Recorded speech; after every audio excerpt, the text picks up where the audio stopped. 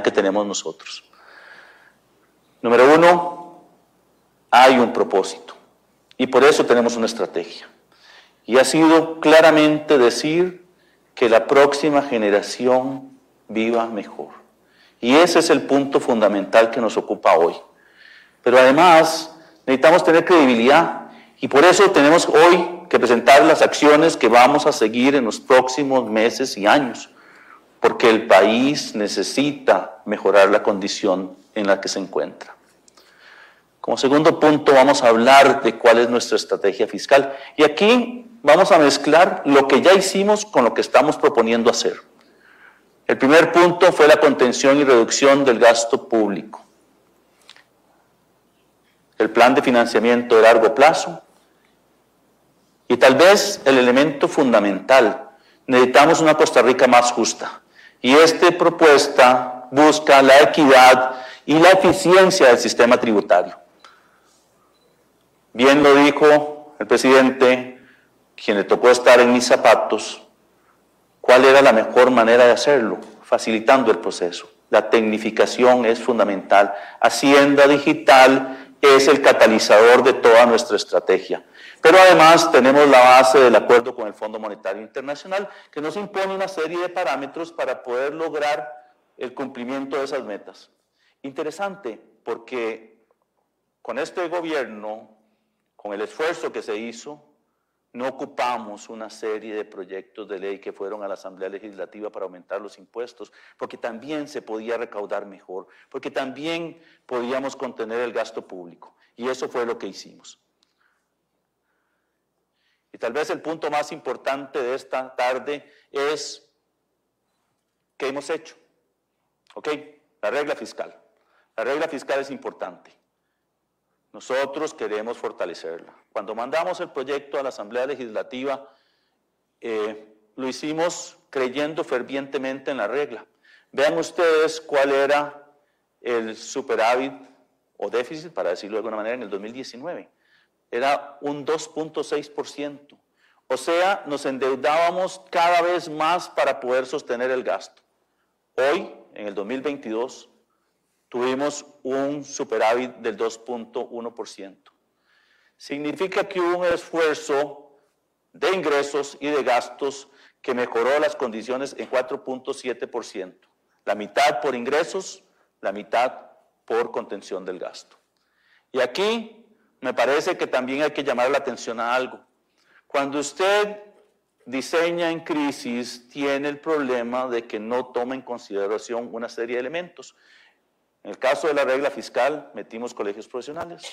En el caso de la regla fiscal, metimos una serie de gastos o de elementos en los cuales no teníamos control. Y aquí yo creo que lo importante que hizo el gobierno fue mandarle a la Asamblea Legislativa una propuesta para excluir los entes públicos no estatales, para excluir los colegios profesionales en particular, pero también otras entidades como Procomer, como el ICAFE, que tienen un impacto desde el punto de vista de la actividad y que no afectan el rendimiento fiscal, el déficit fiscal. En este sentido, creo que esos espacios para mejora corresponden hoy a los diputados en la Asamblea Legislativa. Ya hicimos la propuesta.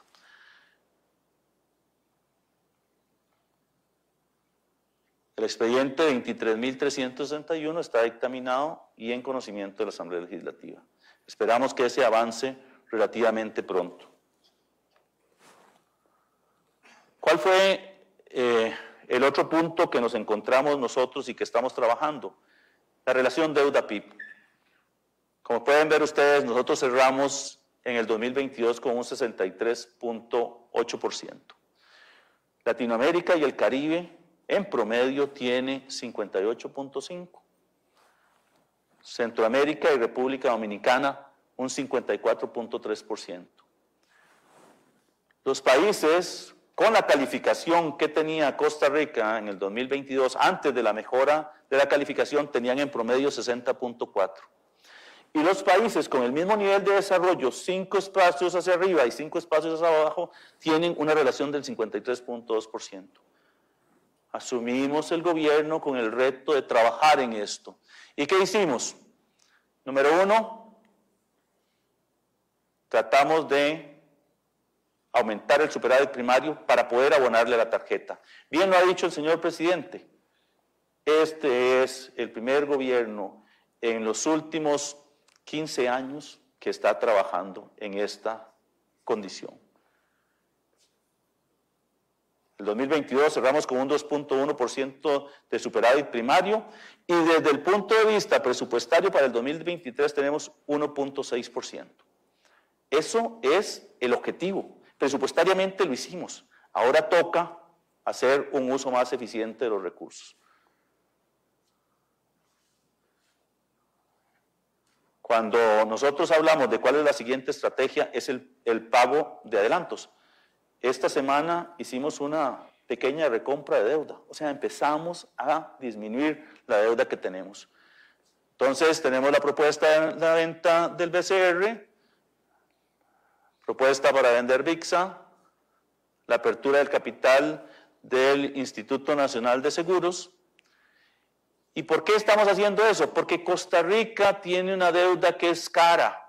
Cuando nosotros nos comparamos con otros países, como los países de la OCDE, que son los puntos azules que ustedes ven ahí, Costa Rica es el punto rojo, o de América Latina y el Caribe, se da cuenta de que somos realmente caros. Un 5% del PIB se dedica al pago de intereses. Cuando nos comparamos con países que tienen la misma relación deuda-PIB, nos damos cuenta de que realmente pagamos mucho por eso. ¿Y cuál es lo que necesitamos hacer? Número uno, atacar las razones por las cuales esa deuda es cara. El primero es el tamaño del mercado. Hay pocos compradores de deuda. ¿Qué hicimos? En la propuesta de eurobonos también incorporamos la apertura del mercado de deuda. Necesitamos más compradores de deuda para que la competencia permita bajar las tasas de interés. Lo segundo que hicimos fue limitar las rigideces del mercado. ¿Y qué nos referimos a eso? Aquí nadie puede financiar al gobierno completamente.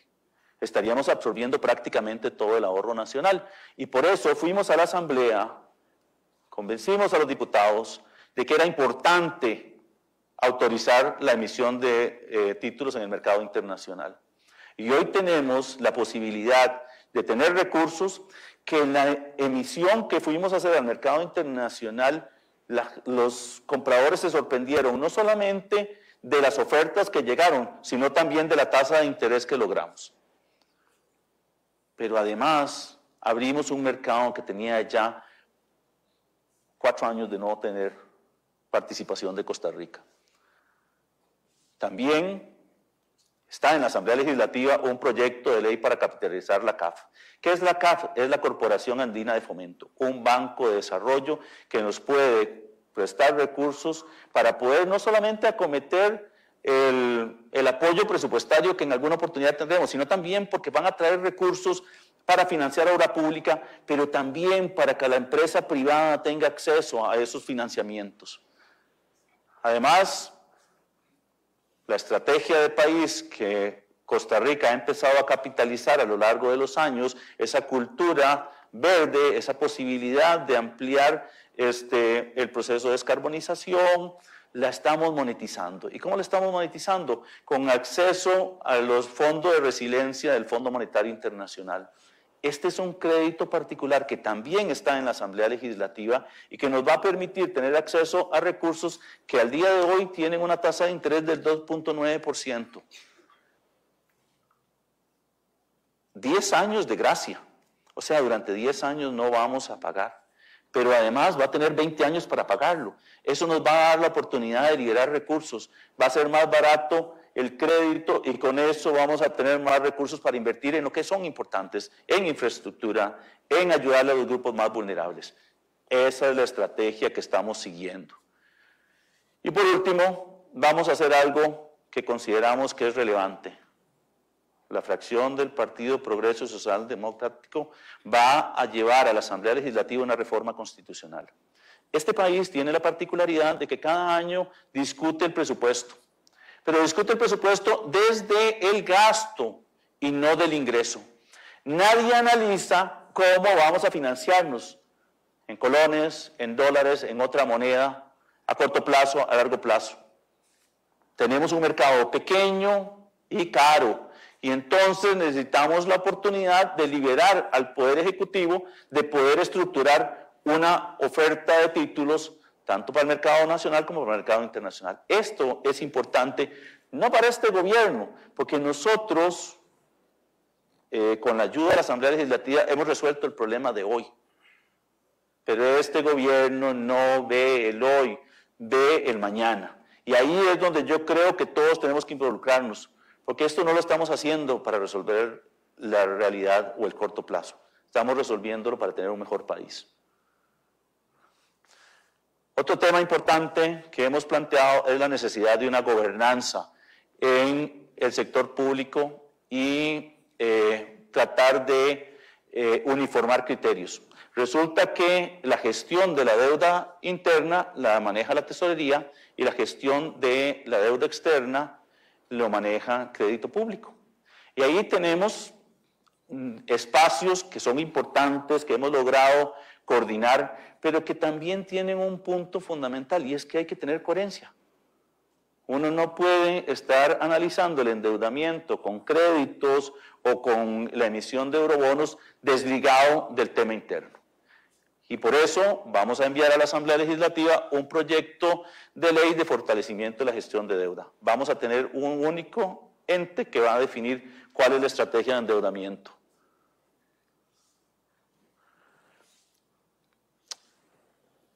Ya hablamos un poco de lo que hemos venido haciendo. Hablemos de cuáles son las expectativas que tenemos. Los ingresos tributarios han crecido en los últimos años a una tasa del 6%. En el 2022 creció un 13%. Pero esto tiene un elemento también que tenemos que tomar en consideración. 4.2% del PIB es gasto tributario. Gasto tributario son las exoneraciones que damos. El país ha basado el desarrollo de nuevas iniciativas en exoneraciones. No podemos seguir en esa línea. Por eso, en este gobierno, al inicio del gobierno se aprobó un proyecto que estaba en la Asamblea Legislativa. Tuvo 8 años en la Asamblea Legislativa y no tomamos una decisión hasta ahora. Y es que tenemos que evaluar las exoneraciones. Las exoneraciones se dan en una realidad, pero persisten a lo largo de muchísimos años y creo que como país tenemos que tener una evaluación de costo-beneficio de cada una de ellas. ¿Por qué? Porque cumplen un rol en un momento dado. Por eso vamos a enviar a la Asamblea Legislativa el primer proyecto de eliminación de exoneraciones. Y cada 5 años, cada gobierno va a tener que hacer este análisis. ¿Por qué es importante para el país? Porque cada colón que damos en exoneraciones es un colón menos que recaudamos y es un colón menos que asignamos al desarrollo de este país.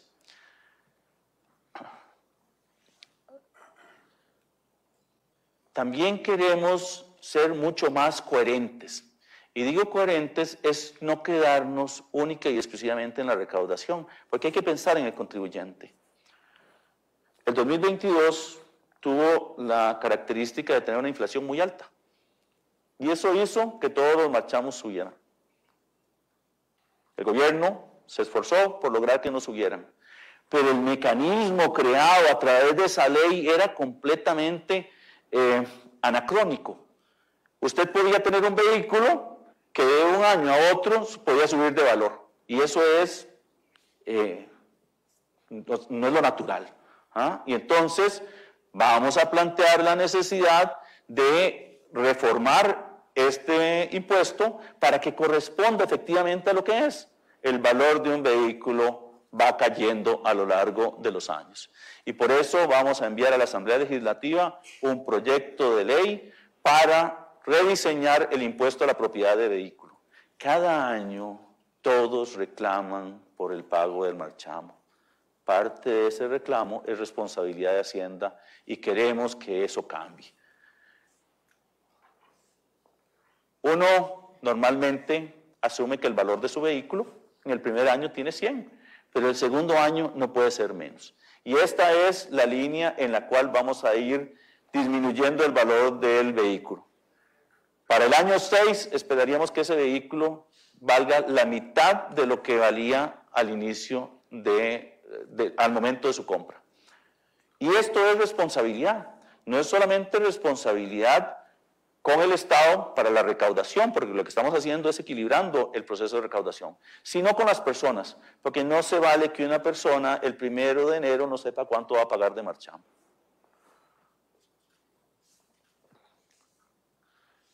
En esta misma línea queremos mejorar la gestión de los impuestos.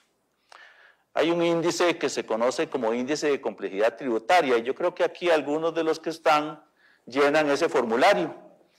Resulta que entre más cerca de 1 esté usted, es más complejo el sistema tributario, más cerca de 0 es menos complejo. Resulta que Costa Rica es 0.45. Y uno podría decir, sí, pucha, estamos por debajo de la mitad. Sí, pero resulta que en Latinoamérica y el Caribe es 0.40. Y resulta que los países de la OCDE son 0.36. Y nosotros tenemos que medirnos con los mejores. Por eso estamos proponiéndole a la Asamblea Legislativa un cambio estructural en el marco tributario. Tenemos que abandonar un sistema que hemos venido llenando de parches, en donde lo que venimos es creando cédulas cada vez que requerimos recaudar más impuestos. Bueno, vamos a cambiar eso. Necesitamos un sistema que sea más progresivo, más justo, pero más equitativo. Que aquel que más tiene, pague más. Y eso lo logramos con la nueva ley del impuesto sobre la renta. ¿Qué tiene esta ley de impuestos sobre la renta? Tiene 3 impuestos fundamentales. Un impuesto para las personas físicas, un impuesto para las personas jurídicas y un impuesto para los no residentes.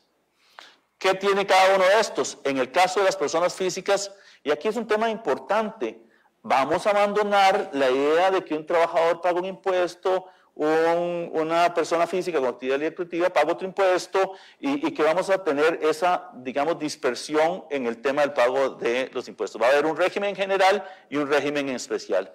En el régimen general vamos a integrar las rentas de los salarios, de las actividades empresariales o las rentas del capital inmobiliario. Cada uno de estos va a tener sus gastos deducibles y vamos a tener las rentas netas. Vamos a integrar todas estas rentas en una base imponible general a la cual le vamos a deducir un mínimo vital.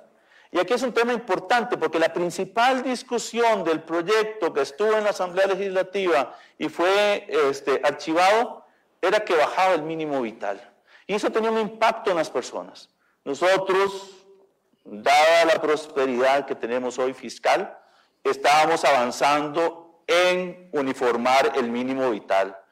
No le vamos a quitar a los trabajadores, le vamos a subir al trabajador independiente ese mínimo vital para uniformarlos.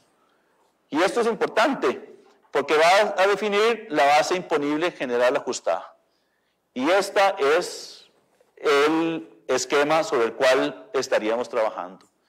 De 0 a 4.728.000 pagaría un 10% y así sucesivamente hasta aquellas personas, importante, personas que tengan ingresos por encima de 38 millones de colones va a pagar un 30%.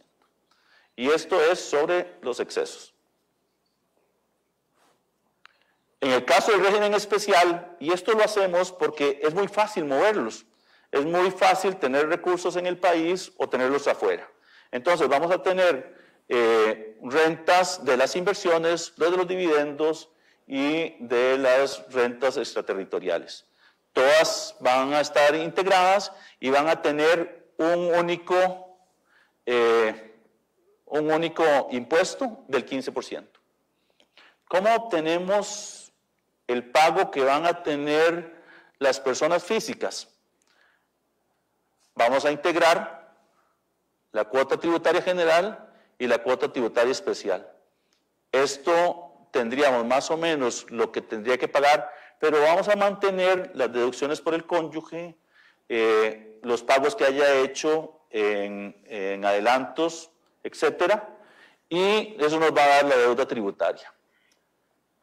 En el caso de las personas jurídicas, es un tratamiento similar, con la diferencia de que al integrar las rentas vamos a tener los gastos deducibles. Obviamente todos los gastos relacionados con la actividad de generación de rentas van a ser deducibles y esto nos va a dar la base imponible. Esta multiplicada por un 30% nos va a dar la cuota tributaria íntegra. Aquí nuevamente van a ver los momentos en los cuales van a tener las deducciones, como los pagos a cuenta, como aquellos deducciones como impuestos pagados, etc. Y esto nos va a dar la deuda tributaria. En el caso de los no residentes, vamos a hacer algo importante. Hoy tenemos una dispersión del pago de remesas al exterior. Bueno, la renta de fuente costarricense, alguien que viene y hace una actividad en Costa Rica, y el ejemplo más claro son los conciertos que hacen, en donde viene un cantante, se ubica en Costa Rica, hace una actividad empresarial, le cobramos un impuesto por venir aquí, por generar renta en el país. Sería del 15% y sería el monto total del pago que se hace por un 15%. En el caso de las rentas obtenidas por medio de establecimiento permanente, quiere decir que se vengan y se ubiquen acá, vamos a aplicarle las mismas reglas, sea para una persona física o para una empresa. Pero no es tan simple, no se trata solo de cobrar impuestos, se trata de cobrarlos bien. Y yo voy a contarles algo que a mí me llamaba mucho la atención. No tenemos un plan, no tenemos indicadores. Bueno, vamos a arrancar con indicadores de cumplimiento tributario en el 2023. No se vale cobrar impuestos sin saber hacia dónde queremos llevarlos. ¿Cuál es el nivel de desempeño? Vamos a trabajar con tecnología. Tenemos varios años ya de tener facturas electrónicas y no hemos hecho un esfuerzo por trabajarlo. Ya hoy estábamos haciéndolo. Ya hoy identificamos una persona que vende facturas. Pero adicionalmente a eso, las primeras o las 100 más importantes anomalías que encontremos las vamos a investigar. Vamos a revisar las declaraciones en cero de los 188 grandes contribuyentes, porque tampoco se vale. Y por último, vamos a implementar algo que ya dijimos y que nos parece que es fundamental. Los auditores fiscales son importantes. No se vale que la gente solo pague. O sea, el sistema costarricense es muy suave, para decirlo de alguna manera. Y eso también queremos cambiarlo. Vamos a implementar solo este año 11 planes de verificar cumplimiento. Voy a decirles algo que es interesante. Esto no es de lo que hagamos nosotros. Hay 177 cierres de negocios que no se han hecho. Y ya existe sentencia. Bueno, nosotros vamos a cerrar los negocios que tengamos que cerrar, porque la gente tiene que entender que hay que pagar impuestos. Y si no pagaste los impuestos, hay una consecuencia. También vamos a cobrar las 3,000 deudas tributarias más importantes. Y por último, vamos a, durante un plazo de 6 meses, a establecer un plan piloto para optimizar el cobro de deudas. Ustedes saben que hay gente que debe plata en tributación y ni siquiera la llaman para decirle que debe. Eso tenemos que cambiarlo. Y por eso nosotros vamos a hacer estos cambios en una época de prosperidad. ¿Por qué? Porque hoy ya no tenemos la presión de recaudar por recaudar. No, vamos a hacer las cosas bien. Y esa es la propuesta que tenemos. Hay también claridad de que hay gente que le ha ido mal. Que la pandemia tuvo un impacto. Y por eso ya la Asamblea Legislativa discute el expediente 23.381. Para que aquellas personas que hoy no se acercan a tributación para pagar porque tienen una deuda, y entonces si usted debe algo y dice, mejor no me acerco porque me cobra, entonces le vamos a dar la oportunidad de que puedan hacer un arreglo de pago aún en IVA. porque el problema de la ley es que el IVA no se pueden hacer arreglos de pago. Y ese es un punto importante. Por último, les voy a decir algo. A lo largo de los años, tributación no tiene dientes. Vamos a hacer las modificaciones en el Código de Normas y Procedimientos Tributarios que nos permitan tener una acción y tener músculo para cobrarlo. Vamos a decirle a la gente que participe en una empresa que es responsable. No se vale que a la hora de ir a cobrar los impuestos nadie sea responsable. No, perdón. Todos son responsables en la empresa del pago de los impuestos. Vamos a simplificar el procedimiento fiscalizador. Hoy tenemos un procedimiento que dura años de años de años. Dentro de estos 177 casos de cierres de negocios, algunos datan del 2016 y ya con firmeza y no hemos logrado cerrarlos. Necesitamos procedimientos mucho más sencillos, mucho más ágiles para poder generar no solamente, digamos, una obligación de la gente, o sea, es una cultura. Es que, perdón, la gente en el sistema estadounidense le tiene miedo al fisco. Aquí no. Y eso tenemos que cambiarlo. También tenemos algunos temas de control tributario, y yo creo que es importante decirlo aquí.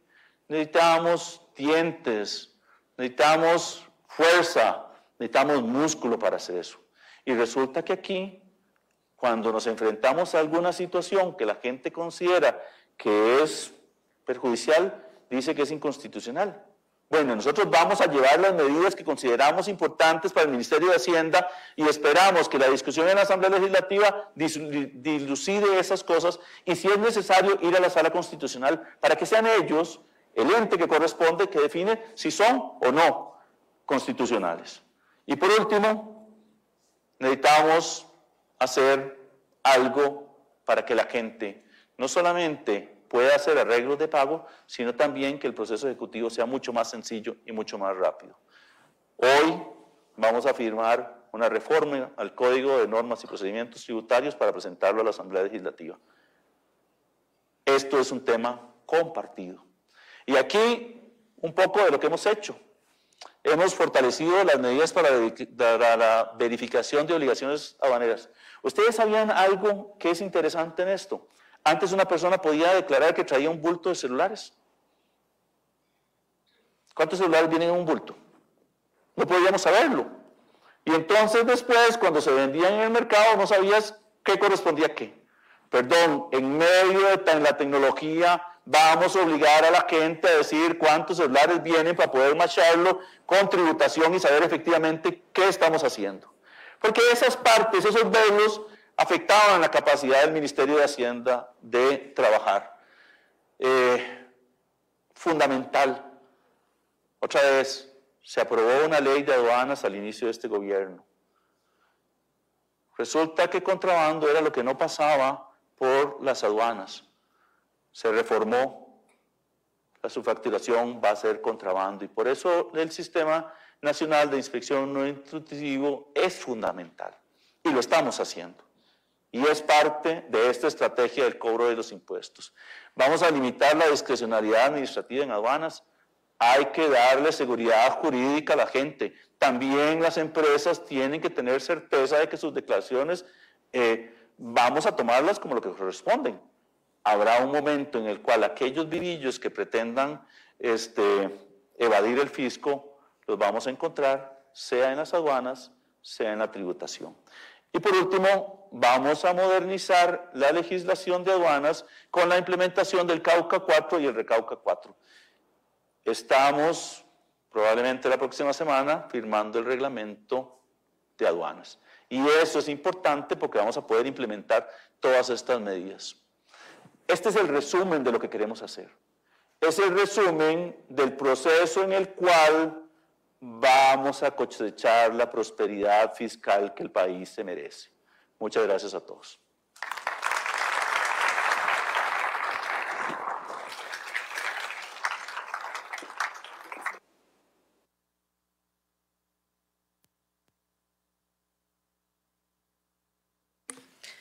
Muchas gracias a don Nogui por su presentación.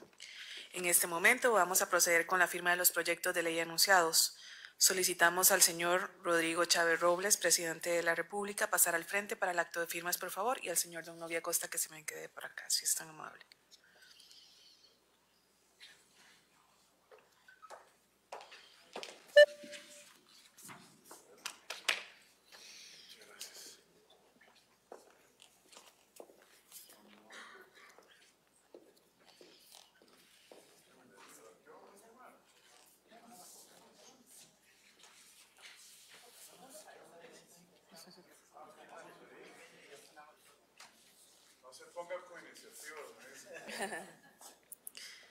Iniciamos con el proyecto de la nueva ley de impuestos sobre la renta.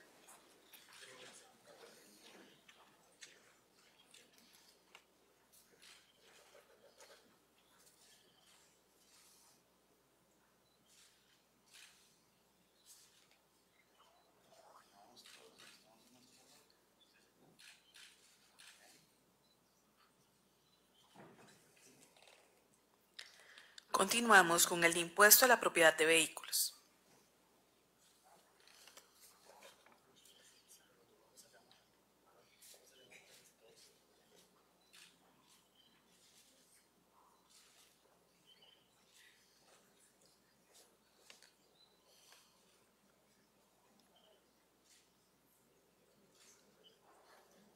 Seguidamente con el de fortalecimiento del control tributario.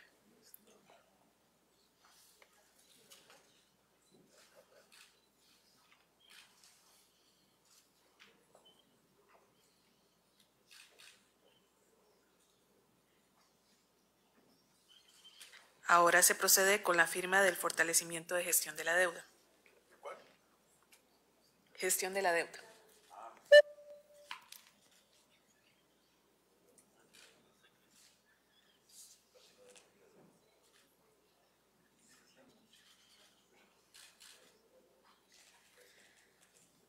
Y por último, el de la eliminación de exoneraciones.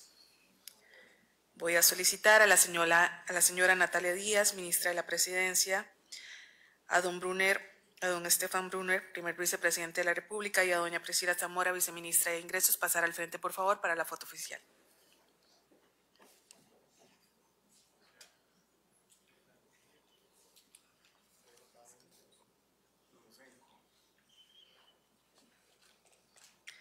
Hacemos de su conocimiento que concluido este acto, el señor Nogui Acosta, ministro de Hacienda, y la señora Natalia Díaz, ministra de la Presidencia, se dirigirán a la Asamblea Legislativa para presentar estos proyectos de ley.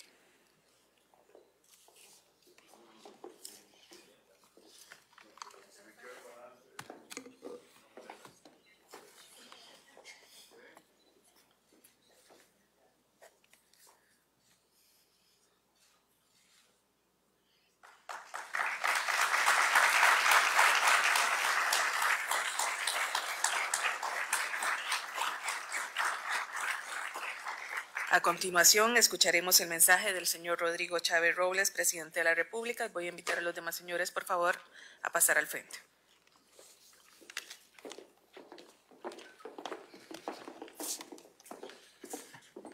Muy buenas tardes. Qué gusto estar aquí hoy, viendo cosas que muchos soñamos por mucho tiempo, tal vez no realizarse, no estar concretas, pero sí en camino a llegar a ser realidades. Un saludo muy especial, obviamente, al señor vicepresidente, un saludo y una felicitación al ministro de Hacienda, Nogui Acosta Jaén, a mis colegas de gobierno, a las y los señores diputados que nos acompañan hoy. Entiendo que la señora embajadora de la Unión Europea está aquí, no la he podido saludar, pero también un fuerte abrazo a los representantes de las superintendencias, colegios profesionales, cámaras, invitados especiales y a los amigos de la prensa.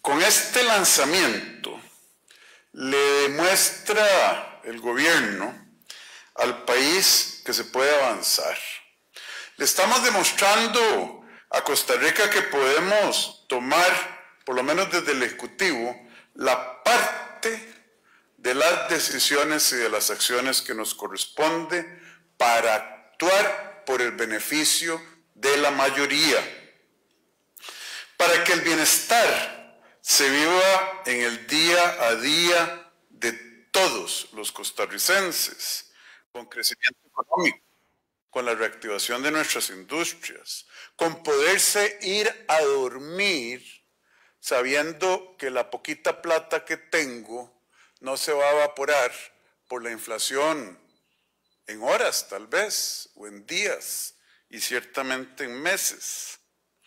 Y francamente, yo creo que en Costa Rica es hora de borrar el discurso añejo que por décadas nos hemos dicho unos a otros, de que solo en crisis se pueden hacer las cosas. Solo en crisis. No. Hoy estamos dando un ejemplo de que podemos hablar de prosperidad, podemos hablar de acciones concretas que nos lleven a hacer lo que desafortunadamente debimos haber hecho por años, deshipotecarle el futuro a las generaciones que vienen, a nuestros propios niños. Don Nogui lo dijo, primer gobierno que le abona la tarjeta de crédito, usted dijo 15 años. Puede ser que me equivoque, pero según mis cálculos eran 17, don Nogui. Y le abonamos tamaño poco a esa deuda, 5 billones de colones. Ayer le anunciamos a los compatriotas algunas cifras que nos deben llenar de optimismo y que también nos hacen ver la gran responsabilidad de seguir tomando las decisiones que necesita el país. El Banco Central de Costa Rica está proyectando crecimiento del 3.3 en el 23 y 3.6 para el 24, que está encima de las proyecciones originales que teníamos y encima del promedio para América Latina.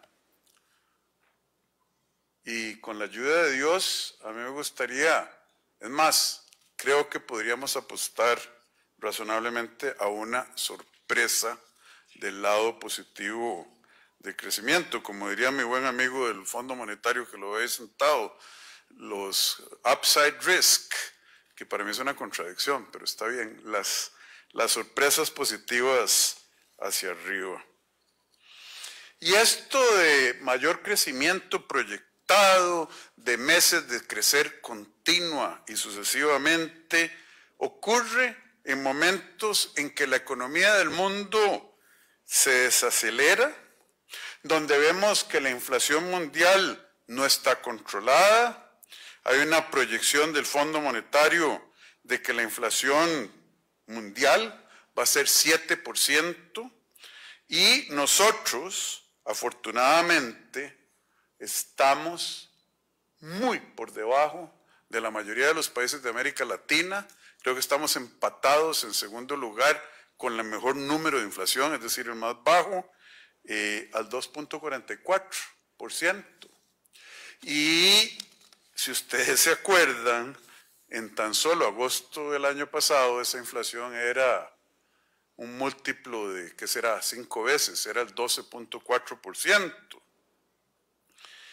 Por supuesto, no solo se trata de generar crecimiento y riqueza. ¿Para qué? Se trata de que haya una hacienda pública moderna y eficiente, que sea el océano donde se puede navegar con paz, porque hay estabilidad económica, hay predictibilidad, donde la calidad del gasto público sea buena, donde genere valor, en lugar de estar botando plata en intereses por las decisiones tan desafortunadas de financiar gastos excesivos y de algunos de ellos de muy poca calidad y equidad, pensiones de lujo, exoneraciones, planes escudo y ese tipo de cosas, de financiar esos gastos con deuda. Y lo estamos haciendo, y lo estamos haciendo bien. Por eso, un reconocimiento especial a don Nogui Acosta. Él dice que yo estuve en sus zapatos, don Nogui, pero yo estuve menos de la mitad del tiempo que ya usted estuvo. Y me alegra que usted haya tomado la estafeta, me llena de orgullo el trabajo que está haciendo, y veo que hay ruta, que hay capacidad, que hay visión, aunque algunos digan que no. Vimos a lo largo de más de 20 años que no hicimos nada como país para, por ejemplo, corregir la complejidad de nuestro sistema tributario.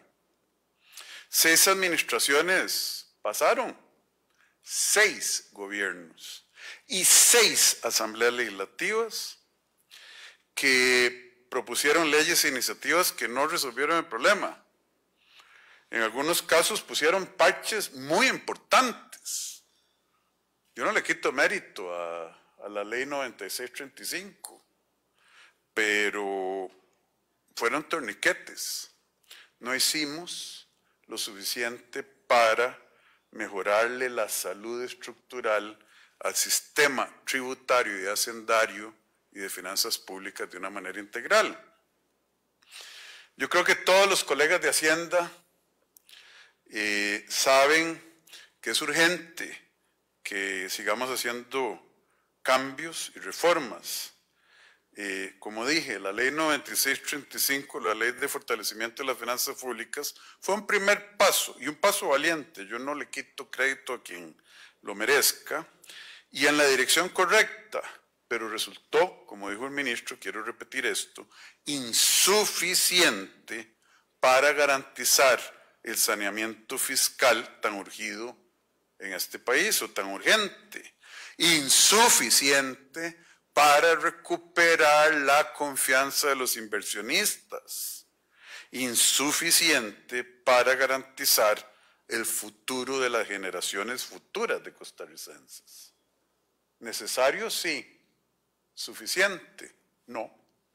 Eso se lo enseñan a uno, creo, en el primer curso de Principios de Economía. La diferencia entre necesidad o las condiciones necesarias y las condiciones suficientes. Por eso, nuestra administración no se va a quedar de brazos cruzados. Las cifras fiscales de éxito que ha obtenido el país son evidencia incontroversial, incontrovertible, de que estamos haciendo lo que hay que hacer para restaurar el abandonado sistema fiscal con el que hemos vivido en el país por décadas. Usted ha ordenado la casa, don Nogui, y no se la entregaron ordenada. Esta administración sabemos muy bien que cada vez que alguien le paga un impuesto, un tributo al gobierno, está haciendo un sacrificio personal, obvio. En lugar de gastarme yo esa plata, se la entrego a alguien para que la gaste, en teoría, para el bienestar de la mayoría. Y por eso, esos sacrificios que hace la gente al pagar impuestos, nos obliga a velar por el correcto uso de los recursos que el pueblo de Costa Rica nos entrega en sus manos. ¿Para qué? Porque son generosos. ¿Para qué? ¿Porque el gobierno existe como un ente que tiene que existir? No, porque nuestro contrato social dice que el gobierno pone impuestos para dar servicios a la población, para hacer las cosas que el sector privado por sí mismo no tendría incentivo por hacer o capacidad para hacer. Así empezamos como sociedades civilizadas en el mundo moderno. Y eso requiere que lo que nos da el pueblo en sacrificio se pueda transferir a las instituciones de forma ordenada, sabiendo y verificando a dónde es que va la plata, en qué se está gastando esa plata, asegurando la transparencia y, como me diría la ministra de Medio Plan, evaluando los resultados de ese gasto. Pero ¿dónde se nos olvidó eso? ¿O dónde lo dejamos de hacer? Nosotros queremos un sistema tributario que sea administrado por un Ministerio de Hacienda robusto, eficaz y libre de corrupción.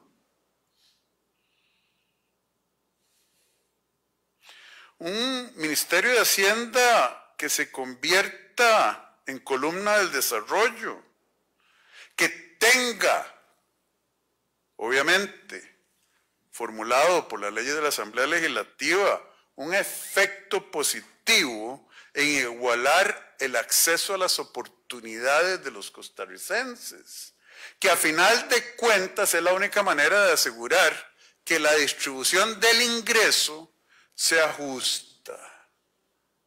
Porque una vez que los niños y niñas tuvieron las mismas oportunidades independientemente de dónde nacieron, y donde aprender en una escuela pública no sea un yunque en el cuello de una niña que no pudo, que sus padres, sus cuidadores no pudieron pagar que fuera a la escuela privada mejor, el resto de quitarle a Pedro para darle a Juana, al final del día no es igualdad verdadera, no es, crea distorsiones, es de la concepción al ingreso, al mercado laboral que el Estado tiene que invertir para que esas oportunidades lleven a resultados de distribución del ingreso que sean verdaderamente equitativas. Porque antes de eso, hablar de justicia no tiene sentido. Y entonces ahí es donde yo le digo a don Nogui que es función de todos verificar la calidad del gasto público. Verificar que lo que se presupuesta se gasta. Ustedes han visto algunos ruiditos ahí de que es que nos están quitando plata. A nadie se le está quitando plata. Les estamos diciendo gaste lo que se le presupuestó y más bien le vamos a presupuestar lo que usted gastó con más la justificación que usted pueda dar de que este año sí va a poder ejecutar el presupuesto y qué pasa si usted ejecuta el presupuesto al nivel que lo ejecutó el año pasado. ¿Quieren destruir? No, no queremos destruir. Pero hay gente que ni siquiera tiene el deseo de tener la conversación, el deseo de decir, sí está bien, gasté X el año pasado, ahora me va a tener que dar X más Y porque si no, esto no ocurriría. Y estos serían los daños o beneficios de lo que yo propongo de hacer. Por eso lo que vimos en relación al Ministerio de Cultura es irracional, o político, o peor. Entonces, necesitamos finanzas públicas sanas para brindar servicios ágiles y eficientes. Es el momento de poner a nuestra hacienda pública en acción para que trabaje por el pueblo. No se trata de perseguir al emprendedor, se trata de que el perro, como decía don Nogui, tenga dientes para que no solo ladre, pero tampoco es que vaya a comportarse de una manera arbitraria y amenazante del contribuyente. No se trata de una hacienda pública que ahogue el empeño y la capacidad productiva de los contribuyentes en toneladas de burocracia, que lo meta en laberintos, que tenga que contratar expertos, perdónenme los expertos, para poder pagar impuestos, como es hoy. Estamos trabajando para que sea fácil pagar impuestos. No hay contradicción entre que sea fácil pagar impuestos y control tributario. También estamos trabajando para eliminar tratos preferenciales, abusos, evasiones. y para que haya justicia tributaria. Vean, una de las frustraciones profesionales más grandes de mi vida es Hacienda Digital. Cuando yo era ministro, vine muy entusiasmado porque llegué con esa promesa debajo del brazo. Y no, pasaron los años y la verdad es que no lo quisieron hacer. A mí que no me digan que fueron temas burocráticos y que el Banco Mundial y los términos de referencia. No hubo voluntad política de hacerlo. Y en eso es una transformación que yo añoro. Yo esperaba que a esta altura del partido esto ya estuviera funcionando y por eso estoy muy contento del empuje y la gallardía de los actuales funcionarios de Hacienda para hacer que Hacienda Digital se convierta en un parteaguas en la historia de las finanzas públicas de Costa Rica. Lo mismo con los escáneres. Desde el 2000, hay gente que me dice que fue el 2004, otros me dicen que fue en el 2007.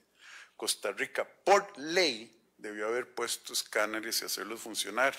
Bueno, gracias a Dios empezamos este año y el proceso va muy avanzado. Y eso no es solo luchar contra el narcotráfico, que es muy importante. Vamos con rumbo, tenemos claro qué es lo que vamos a hacer. Obviamente la separación de poderes nos hizo llegar hasta donde podemos llegar. Buena la hora, gracias a Dios. Pero de aquí van mis colegas a la Asamblea Legislativa con esos proyectos de ley para que la Asamblea haga lo que la Constitución les da la competencia de hacer, que es decir, va a tener el Código Tributario los elementos para evitar la evasión, para hacer las cosas más fáciles.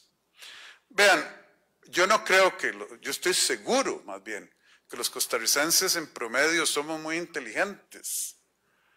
Aquí hay profesionales de lujo en derecho tributario, en sistemas de tecnología, en control interno. ¿Y ustedes creen que la maraña que tenemos nosotros en nuestra hacienda pública, nuestras leyes tributarias, los procedimientos estándar de auditoría, etcétera, era porque no podíamos? Eso ocurrió porque alguien se benefició con ese enredo. Llegó el momento de que se dejen de beneficiar minorías muy pequeñas y que beneficiemos al pueblo. Porque sin eso, nuestro contrato social no tiene más que erosionarse poco a poco hasta quién sabe cuándo, hasta el lugar que Dios no quiera, lleguemos como la sociedad que no queremos ver. Y por eso, muchísimas gracias, colegas de Hacienda, muchísimas gracias a todos los involucrados y gracias a ustedes por ponerme atención un rato. Dios los bendiga y yo creo que lo mejor está por venir. Muchísimas gracias.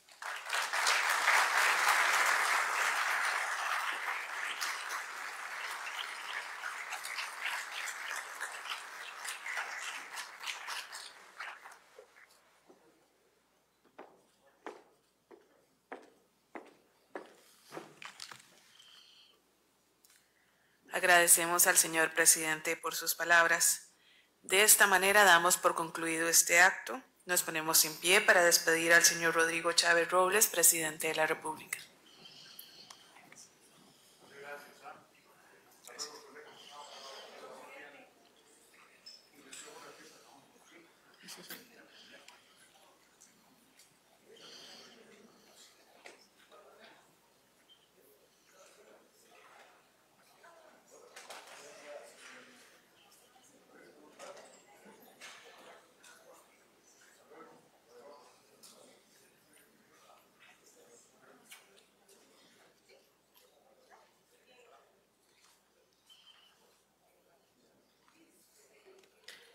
Muchas gracias por su participación a este importante acto.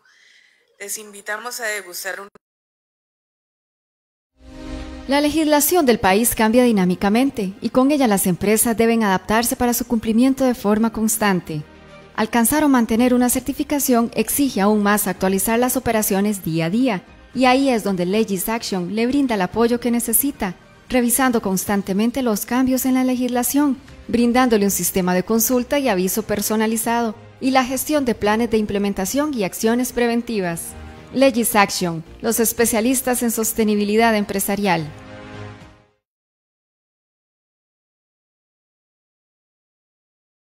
World Vision Costa Rica es una organización que trabaja por el bienestar de la niñez y la adolescencia. Creemos en impulsar espacios a nivel nacional y local donde se vele por sus derechos y el desarrollo de habilidades para la vida, creyendo que esos dos elementos les dará un viaje más seguro para sus vidas. Al formar parte de la familia de World Vision Costa Rica, estás transformando la vida de más de 800,000 niños, niñas y adolescentes del país. ¿Te animás?